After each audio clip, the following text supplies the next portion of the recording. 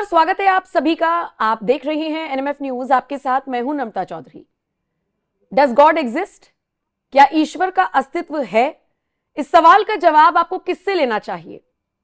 दो ऐसे लोगों से जो हिंदू धर्म के हैं भी नहीं, जो मुस्लिम है, एक पूरी तरीके से नास्तिक और दूसरे मुस्लिम स्कॉलर हैं। ये डिसाइड करेंगे कि ईश्वर है या नहीं है।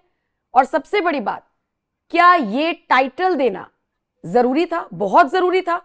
और इस पर 2 घंटे की जो डिबेट चली है उसका निष्कर्ष क्या निकला? Does God really exist according to them? आज इसी पर चर्चा करेंगे। कौन सा शो था, किन गेस्ट को बुलाया गया, क्या बातें हुई, और क्या वाकई में दूसरे मजहब के लोग अब ये डिसाइड करेंगे कि ईश्वर है या नहीं है।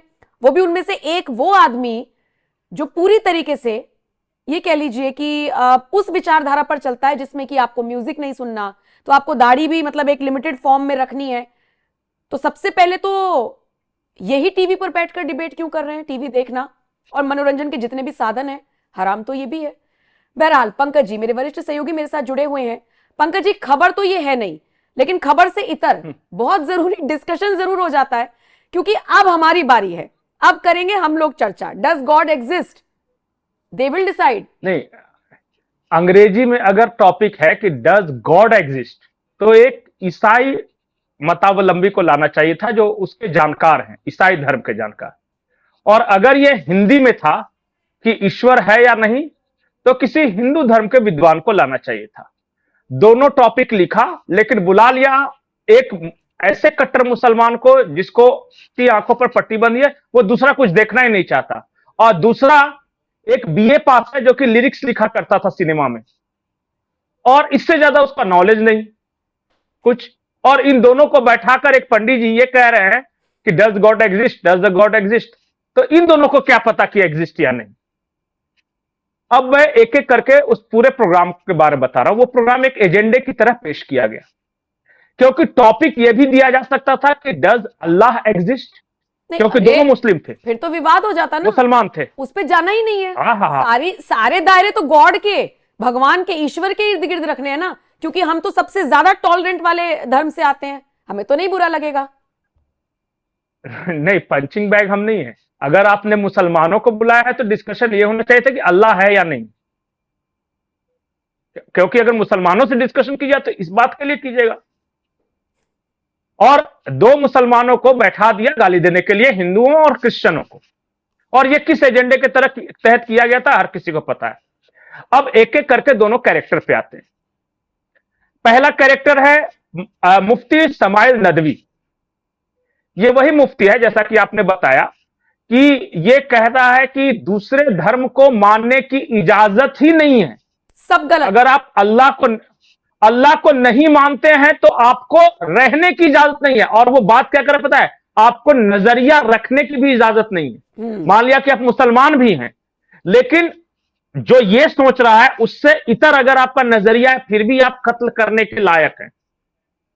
मतलब रिलीजन छोड़ दीजिए, दूसरा छोड़ दीजिए कि आप इससे अलग विचार भी नहीं रख सकते।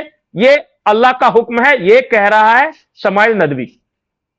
और फिर वो बहुत सारी वाहियात बातें जो हम अक्सर सुनते रहते हैं कि लड़कियां हमेशा ढकी होनी चाहिए, तो नेल पॉलिश नहीं लगाना चाहिए, तो गाना नहीं सुनना चाहिए, तो नौकरी नहीं करना चाहिए, पता नहीं होना चाहिए कि नहीं, इसके लिखा है कि नहीं है। अगर नहीं लिखा होगा तो ये वो भी नहीं करता। अमर्यादित भाषा का इस्तेमाल ना करें। नहीं, बिल्कुल अमर्यादित की बात नहीं। अरे तो अब हम दूसरी बात ये कह रहे हैं ना, अगला वो बोल के कुछ भी निकल गया, हम थोड़ी पंकज जी बोलेंगे। खैर, वापस टॉपिक पर आते हैं। सोच इनकी ऐसी है, बिल्कुल आप जो कह रहे हैं, ये बाकायदा अपने वीडियोस बनाते हैं।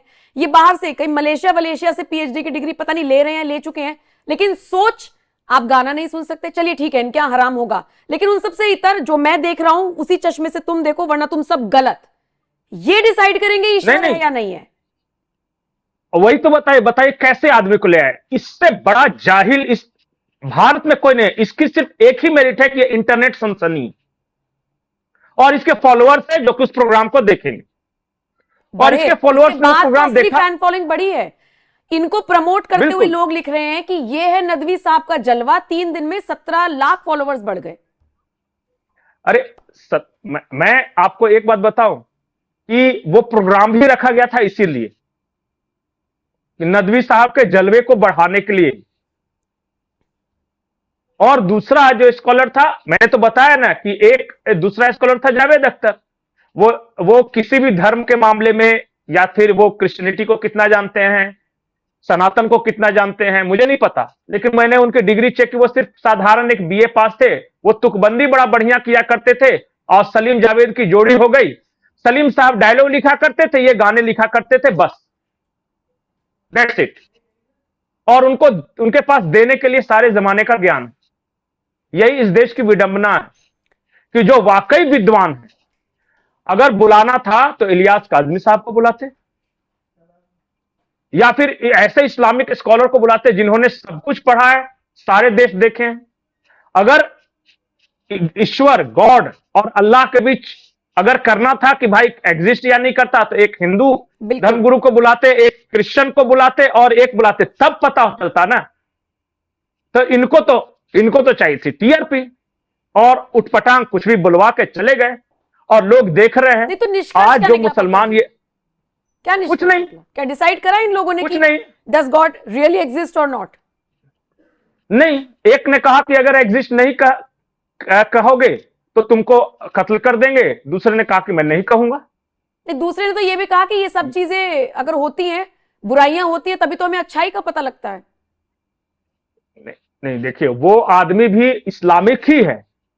मैं तो इतना जानता हूं, जहां तक मेरा नजरिया है, आप में से बहुत सारे लोग उन्हें नास्तिक कह सकते हैं, क्योंकि वो थोड़ा सा डिप्लोमेटिक है। जावेद लेकिन अख्तर की कई बात कर रहे मामलों हो में ना? मैंने देखा, बिल्कुल बिल्कुल मैं उन्हीं की बात कर रहा हूं। हम्म। बहुत, ये एक शब्द है इस्लाम में, अल तकैया। अल तकिया। अल तक हाँ, अल तकैया। अब वो आधा क वगैरह करके है, वो प्रोनाउंसिएशन जो होता होगा उसका। उसमें यह कहा गया है कि जब स्थिति में आपके अनुकूल ना हो, मान लिया कि आप ऐसे जगह पे रहते हैं कि जहां पे सारे विधर्मी है, यानी गैर इस्लामिक है, तो वहां पे आपको अपना चोला बदल लेना पड़ता है। आपको ऐसे दिखाना पड़ता है कि मैं आपके रिलीजन को मानता हूं, मैं सब कुछ आपका ठीक ठाक है, और उसी के बीच रहते हुए आपको अपने इस्लाम को जिंदा रखना पड़ता है। और जैसे ही सिचुएशन अनुकूल हो, यानी कि आप बदल सकते हो चीजें, तो तुरंत आप अपना चोला बदल लो। अल तकैया का मतलब होता है कि अपना भेष बदलकर रहना। तो अभी जावेद अख्तर जिस सिचुएशन में है, जिस माहौल में है, उन्हें हो सकता है कि लगता हो कि इस माहौल में अगर मैं बातचीत करूंगा तो विवाद बढ़ जाएगा, हो सकता है कि हिंदू संगठन प्रदर्शन करने लगे, और सरकारें आजकल थोड़ी दूसरी तरह की चल रही है, तो वो अपने आप को धीरे धीरे सेकुलर कह रहे हैं। तभी तो इस पूरी डिबेट में है जहां सब पर एक बात ही। ईश्वर को लेकर चल रही थी, वो ले आए नरेंद्र मोदी को, कहने लगे भगवान से अच्छा तो इसलिए नरेंद्र मोदी हैं। वो क्यों कर रहे हैं, इसलिए तो मैंने बोला ना कि रूप बदलता है इंसान अपने अनुसार, और ये है वहां पे इस्लामिक मेथड्स ऑफ वॉरफेयर, एक किताब है, और उसे पढ़ना चाहिए। उस किताब में किसी क्रिश्चियन ने लिखा है, उस किताब में कहा है कि एक मुसलमान जंग जीतने के लिए कुछ भी कर सकता है, वहां फरेब गलत नहीं है, वहां धोखा गलत नहीं है। इस्लामिक मेथड्स ऑफ वॉरफेयर में लिखा है। अब बोला है कि यही उनकी जीत की का कारण है कि उसके लिए अल्टीमेट गोल मायने रखता है, वो किस रास्ते से उस गोल को अचीव किया गया वो मायने नहीं रखता।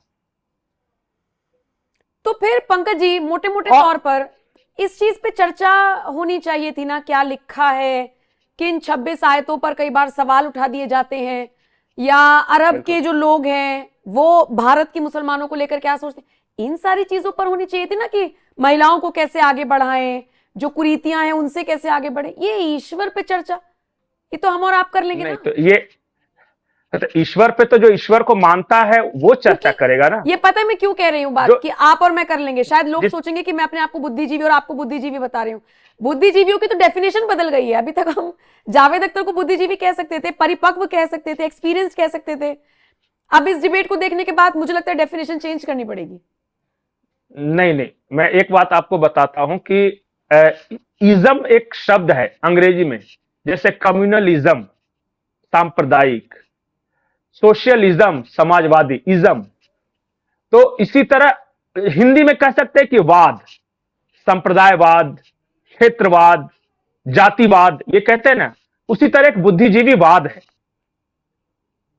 बुद्धिजीवी उतने ही खतरनाक है जितना कोई जातिवादी या जितना कोई संप्रदायवादी।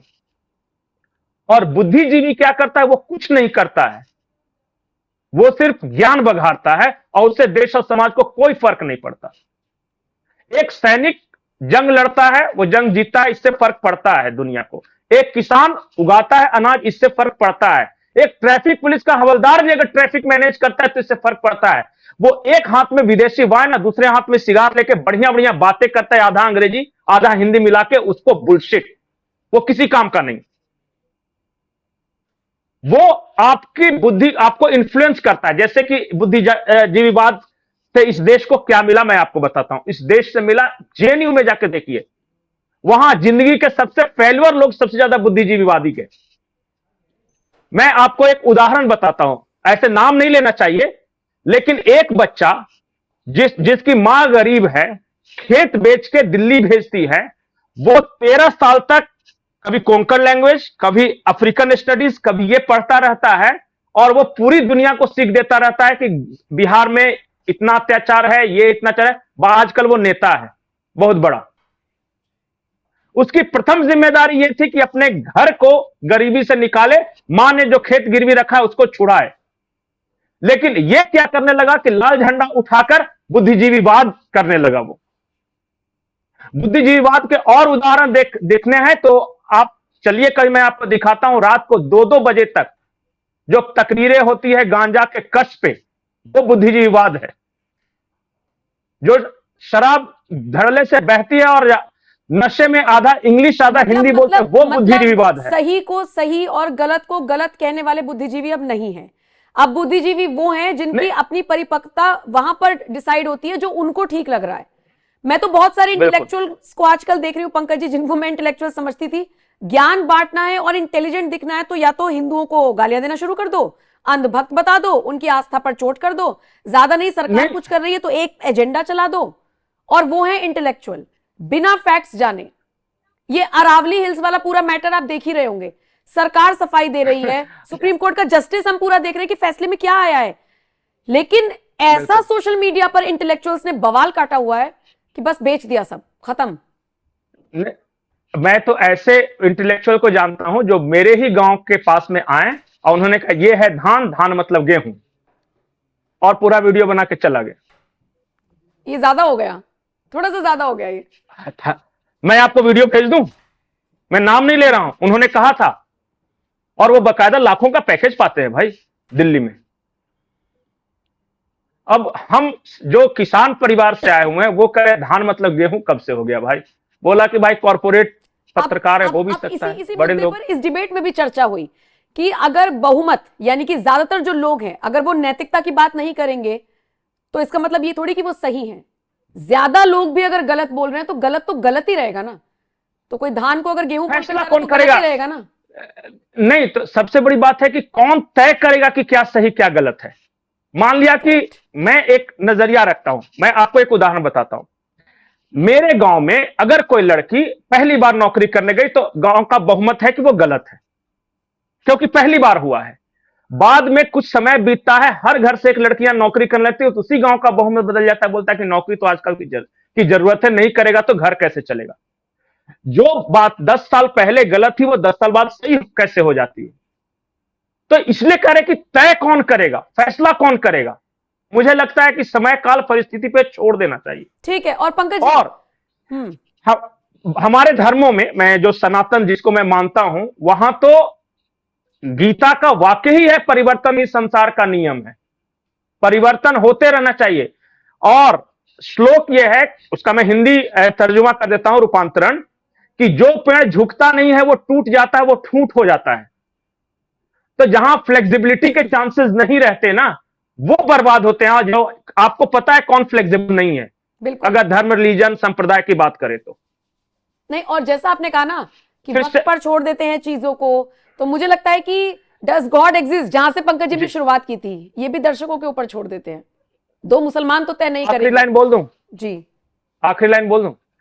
क्रिश्चियनिटी में रिवॉल्यूशन और इवोल्यूशन दोनों हुआ, प्रोटेस्टेंट, कैथोलिक्स, रिनेसां, ये सब देखे। हिंदुस्तान में भी पहले वैष्णव, शैव, शाक्त ये सब थे, आपस में वह लड़ते रहते, इवॉल्व किया धीरे धीरे, वो बना सनातन का पूर्ण रूप। एक ऐसी चीज है जो 1500 साल में एक शब्द इवॉल्व करने के लिए तैयार नहीं है, बदलने के लिए तैयार नहीं, इसलिए मैं उसे फूट कहता हूं, निर्जीव।